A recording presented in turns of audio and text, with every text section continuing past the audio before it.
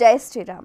రామాయణం పారాయణం చేస్తే చాలు సమస్త పాపాలన్నీ తొలగిపోయి కోరిన కోర్కెలు నెరవేరుతాయి అని చెప్తూ ఉంటారు. మరైతే ప్రస్తుతం ఉన్న ఈ బిజీ లైఫ్లో పారాయణం చేయటం కొంతమందికి సాధ్యం, కొంతమందికి సమయంతో కూడుకున్న పని. అయితే దానికి ప్రత్యామ్నాయ మార్గాల్ని కూడా మనకు పెద్దలు తెలియచేశారు.